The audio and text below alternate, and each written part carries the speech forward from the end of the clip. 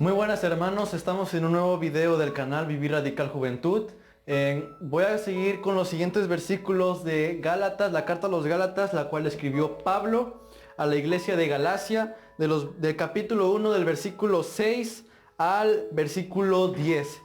Dice en el versículo 6, estoy maravillado de que tan pronto hayáis alejado del que os llamó por la gracia de Cristo para seguir un evangelio diferente. No que haya otro, sino que hay algunos que os perturban y quieren pervertir el evangelio de Cristo. Mas si aún nosotros o un ángel del cielo os anunciare otro evangelio diferente del que os hemos anunciado, sea anatema. Como antes hemos dicho, también ahora lo repito, si alguno os predica diferente evangelio del que habéis recibido, sea anatema. Pues, ¿busco ahora el favor de los hombres o el de Dios? ¿O trato de agradar a los hombres? Pues si todavía agradara a los hombres, no sería siervo de Cristo. Pablo está tratando un tema muy específico con los Gálatas. Se habían introducido a la iglesia de Galacia unas personas, un grupo de personas que se llaman los judaizantes, los cuales ellos estaban tratando de enseñarle a los cristianos de Galacia que no era suficiente con creer a Jesucristo para ser salvos, sino que tenían que cumplir la ley, tenían que cumplir con las fiestas anuales, tenían que cumplir con los días, con el Sabbat, tenían que cumplir con los rituales que tenían los judíos. Entonces, este era el problema del cual tenía la iglesia de Galacia y es el problema por el cual Pablo estaba tratando con ellos. Entonces, ¿cuál era el problema? Que ellos habían caído de la gracia, como dice en el capítulo 3, versículo 1, dice, oh Gálatas insensatos, ¿quién os fascinó para no obedecer a la verdad? A vosotros ante cuyos ojos Jesucristo fue presentado claramente entre vosotros como crucificado. Entonces, ellos creían que no era suficiente la fe, sino que también había que introducir las obras para ser salvo. Entonces, dice Pablo que ellos querían un evangelio diferente. No existe un evangelio diferente. Existe el único evangelio, el cual son las buenas nuevas de salvación, el cual son que Jesucristo vino al mundo para morir por nuestros pecados en nuestro lugar y nosotros fuésemos hechos justificados de Dios en Él.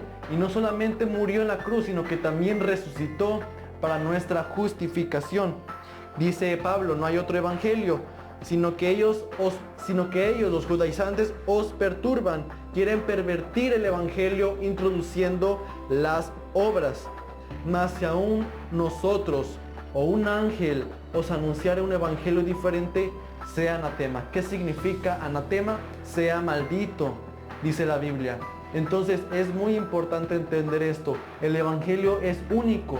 El evangelio es el único que hay en la Biblia y es el cual empieza desde el principio, desde Génesis hasta Apocalipsis.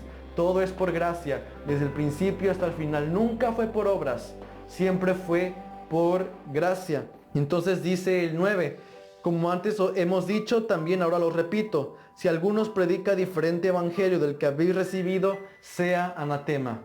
Cuando alguien está diciendo algo continuamente, lo repite 2 veces, es porque ese autor o ese escritor quiere ponernos algo que tenemos que poner mucha atención. Entonces Pablo está diciendo que aquel que perturba el evangelio o cambia el evangelio, quiere añadir algo al evangelio, en este caso obras para ser salvo, sea maldito, sea anatema. Ni un ángel, ningún apóstol, ni nadie. Ya el fundamento ya fue puesto por los apóstoles de Jesucristo. Y por último en el versículo 10, pues ¿busco ahora el favor de los hombres o de Dios? ¿O trato de agradar a los hombres? Pues si todavía agradara a los hombres, no sería siervo de Cristo. Y esto es algo que debemos también tener nosotros en cuenta en nuestro día a día. Cuando servimos en la iglesia, cuando servimos en la semana a otros hermanos, debemos tener siempre esta pregunta en mente. ¿Sirvo a Dios o sirvo a los hombres? Es importante entender que no servimos a los hombres, servimos a Dios. Sí, claro, servimos a los hombres, pero no para buscar agradarlos a ellos, sino a nuestro Señor Jesucristo, quien murió por nosotros.